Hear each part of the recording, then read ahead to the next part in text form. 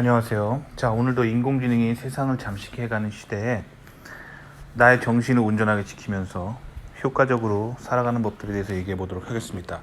자, 오늘 제목에서 보시는 것처럼 컴퓨터는 도구일 뿐이라는 거예요. 컴퓨터에 편향당하면 안 됩니다. 아시겠죠? 그래서 저는 이 컴퓨터 전문가로서, 실리콘밸리에 살고 있는 컴퓨터 전문가로서 컴퓨터에 대한 이중적인 잣대를 가지고 있습니다. 그래서 요즘처럼 컴퓨터가 일반화되고 누구나 손에 조그만한 스마트폰을 들고 다닐 수 있는 이 모바일 컴퓨팅의 시대에 저는 오히려 원시인처럼 살아가고 있어요. 저는 제가 사실 세상이 굉장히 위험하게 변하고 있다는 걸 인식한 뒤로 폰을 바꿨어요. 그래서 저도 뭐 여러분들이랑 비슷하게 막 100만 원이 넘는 고급 휴대폰을 사용했었는데 그거 이제 더 이상 안 쓰기로 했어요. 항상 말씀드리죠. 그거 그냥 유심 카드 뽑아버리고 서랍에 짱 박아놓고 제가 뭐 고성능으로 컴퓨팅이 필요할 때 뭐 예를 들면 뭐 번역해야 되거나 막 그럴 때 번역기 계속 카메라로 찍어가지고 샥 돌리면 되게 편하죠. 그럴 때만 쓰고 평소에 제가 늘 휴대하고 다니는 스마트폰은 아주 싸구려 폰을 샀습니다. 한국 돈으로 한 30만 원짜리 싸구려 폰에다가 아무런 앱도 안 깔았어요.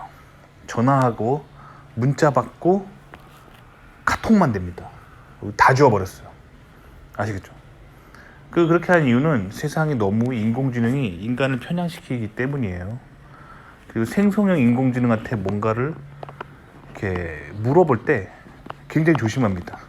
특히 어떤 가치, 윤리적인 판단 문제, 부부관계나 아니면 친구관계, 종교, 정신세계, 어떤 가치관 이런 걸 물어볼 때는 굉장히 조심하셔야 돼요. 왜냐면 인공지능 컴퓨터는 좌파진보 운동가라고 보시면 돼요. 그래서 맨날 좌파진보적으로 얘기합니다. 그렇기 때문에 컴퓨터한테 인공지능 컴퓨터한테 뭔가 가치관을 물어보면 완전 좌편향 당해요. 정신세계가 위험한 시대입니다. 그래서 저는 아예 핸드폰을 싸구려 폰을 갖고 다니고 아무 앱도 안 깔고 폰에 있는 모든 인공지능 기능을 꺼버렸어요. 아시겠죠? 원래는 제가 폴더폰을 살려고 했거든요. 전화랑 문자만 되는 폴더폰을 살려고 했는데 그렇게 하면은 이제 와이프가 굉장히 재미없어 하겠죠. 왜냐면 저희 와이프는 뭔가 어디 놀러 가서 재밌는 사진 찍으면 막 저한테 막 보내주고 그러면서 재밌어 하기 때문에 와이프를 위한 마지막 즐거움을 뺏을 수는 없겠죠. 그래서 폴더폰을 살려던 저의 계획을 취소하고 싸구려 스마트폰을 사는 걸로 제가 계획을 바꿨습니다. 자, 그러면 이렇게 컴퓨터 전문가로서 나와 컴퓨터를 굉장히 이렇게 분리합니다. 그리고 자녀가 스마트폰을 사용하지 않도록 굉장히 조심하고 자녀에게 교육을 시킬 때 스마트폰 앱으로 공부하지 않도록 매우 조심합니다. 왜냐면 가만 놔두면 저 아들의 뇌가 망가져요. 아시겠죠? 뇌가 망가지면 그 결과 좌파가 됩니다. 좌파는요, 뇌가 망가진 그 마지막 모습으로 나타나는 게 좌파예요. 몰랐죠? 세상 사람들은 자유롭게 좌파 우파를 선택할 수 있다고 생각하지만 그렇지 않아요. 망가진 뇌가 왼쪽입니다. 아시겠죠?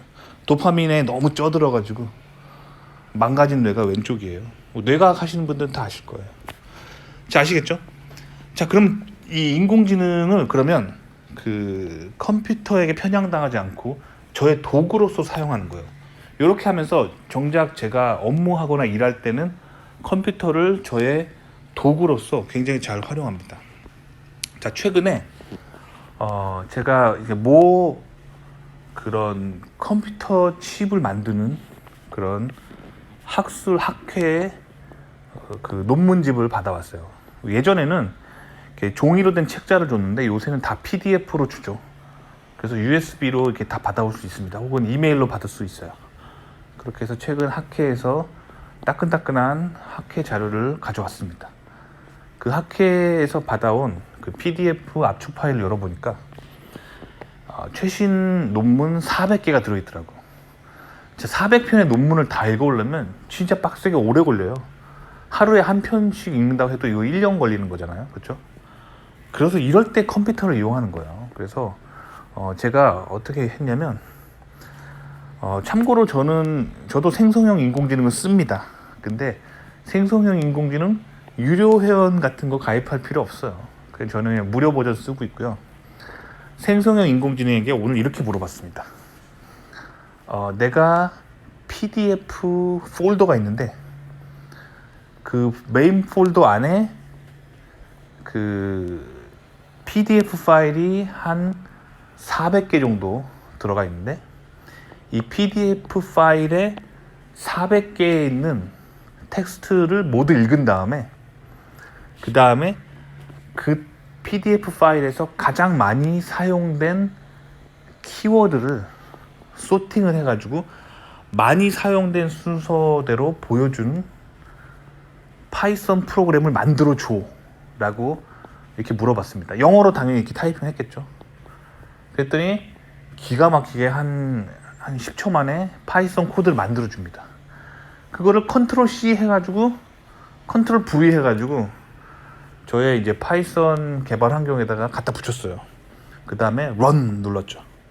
그랬더니 자, 이 파이썬 프로그램이 그 폴더 안에 들어있는 400개의 논문을 모두 읽은 다음에 한 1분 만에 저에게 이 정보를 줬어요.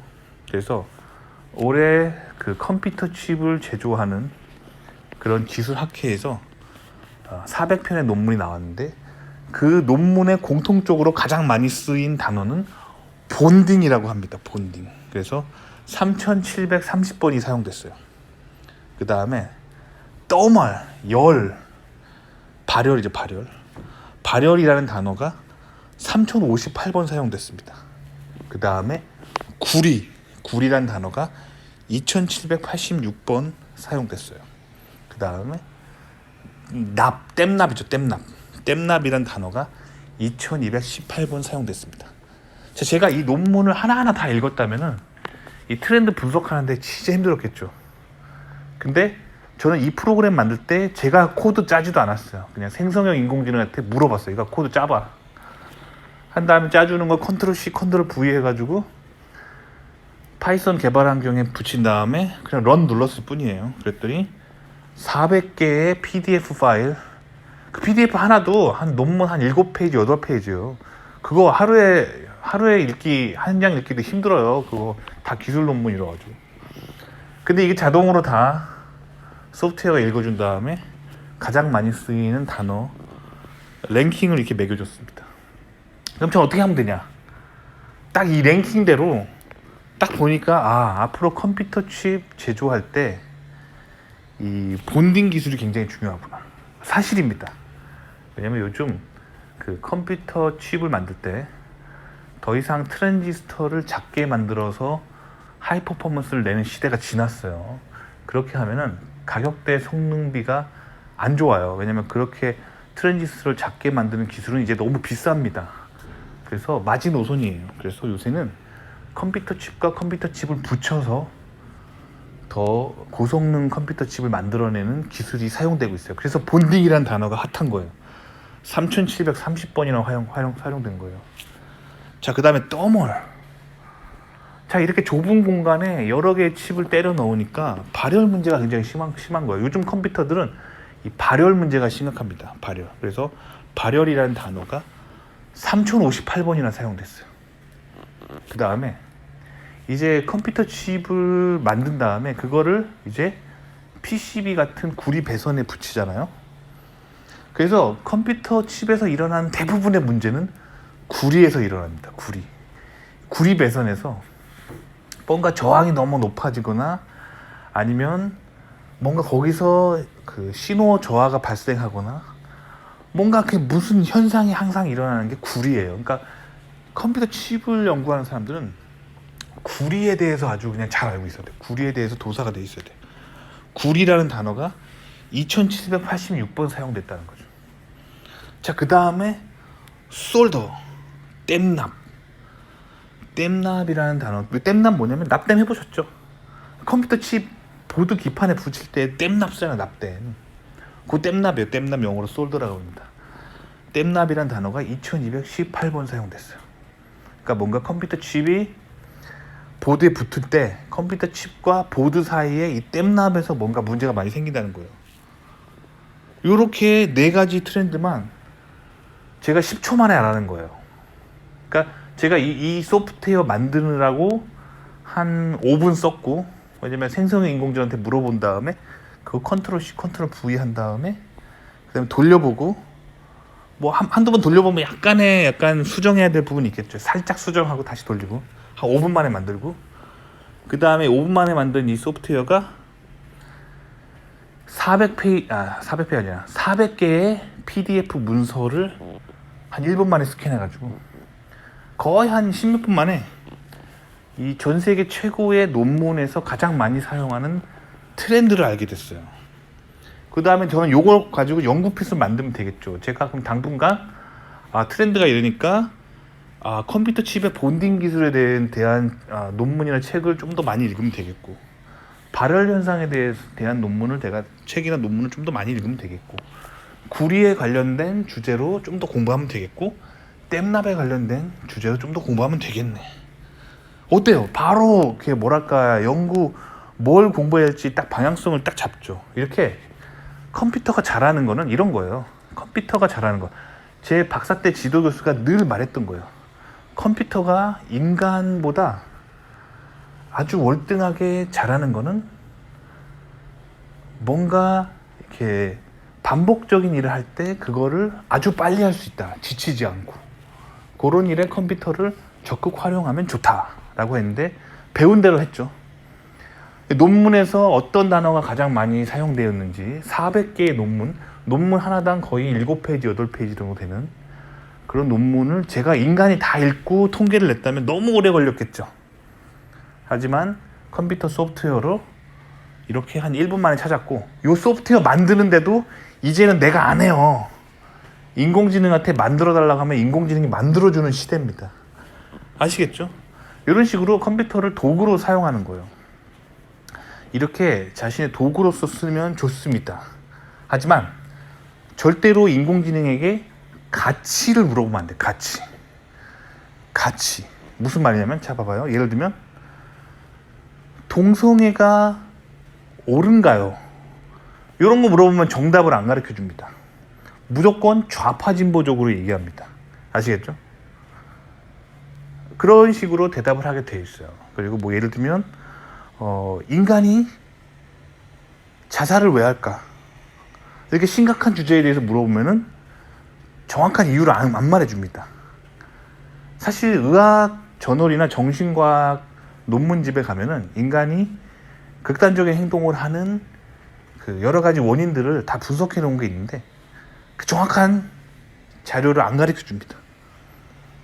그리고 뭐 예를 들면 미국에서 흑인의 범죄가 높아, 백인의 범죄가 높아, 범죄율이 인종별로 어떻게 되지? 이런 거 한번 물어보세요. 그러면 정확하게 안 가르쳐 줍니다. 하지만 그 미국 경찰이나 이런 조직들은 정확한 통계를 가지고 있겠죠. 하지만 안 가르쳐 줍니다.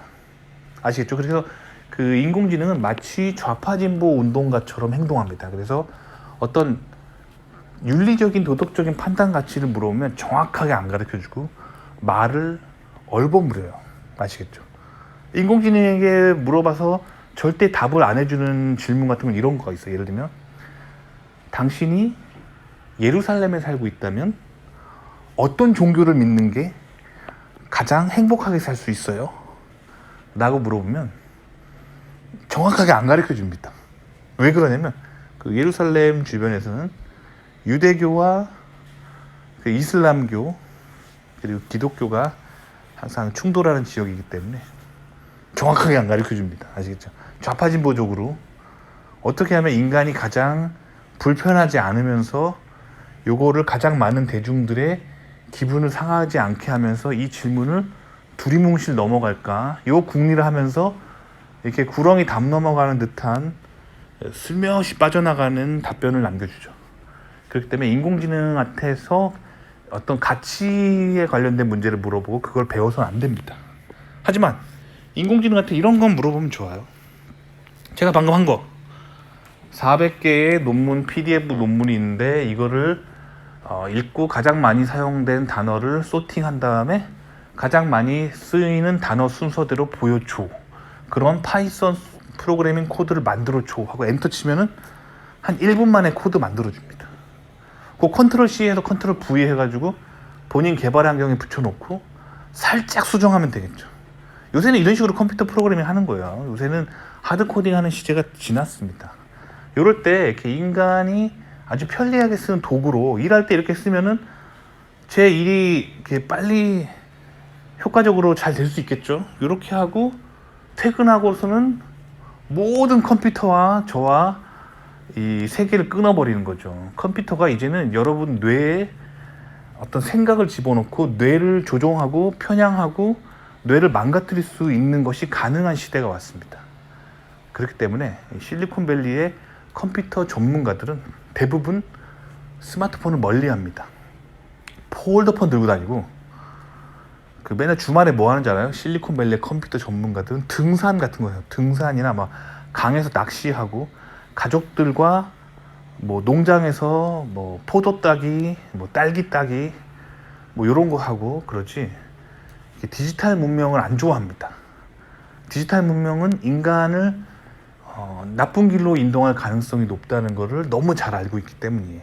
아시겠죠? 그러니까 오늘 제목처럼 컴퓨터는 도구일 뿐입니다. 컴퓨터에 편향당하면 안 됩니다. 아시겠죠? 특히 컴퓨터가 말하는 가치관을 인공지능이 말하는 가치관을 무분별하게 다 믿으면 어떻게 되냐면 좌파가 돼요. 아시겠죠? 컴퓨터가 하는 거짓말에 속아서 좌파가 됩니다. 좌파는 망가진 거라 그랬죠. 망가진 뇌가 된다는 거예요. 아시겠죠? 망가지면 안 되겠죠. 성능 뛰어난 편향당하지 않은 똑똑한 뇌가 돼야겠죠. 도파민에 쩔어서 중독당하지 않는 그런 뇌가 돼야겠죠. 그래서 인공지능 시대에는 항상 말씀드리지만 보수적으로 살아야 돼요. 건전한 영상들을 보고 그리고 영상을 가급적 안 보는 게 좋아요. 미디어 금식. 미디어를 최대한 그 노출을 줄이는 거예요. 저는 그래서 아예 요새는 스마트폰을 싸구려 들고 다닙니다. 이게 가장 필요한 요즘 여러분들에게 필요한 태도예요. 앞으로 더 심해질 거예요. 이제 스마트폰 없어져요. 알죠? 스마트폰 없어집니다. 스마트 안경이 나타날 거예요. 그래서 안경 끼면은 앞에 막 3D로 펼쳐지고 그러다가 결국에는 이마에 전자칩 받고 이제 아무것도 안 갖고 다니는 시대가 오겠죠. 아시겠죠? 그런 시대가 오게 되어 있습니다. 준비하셔야 돼요. 디지털과 나를 분리하는 방법. 도움이 되셨길 바랍니다.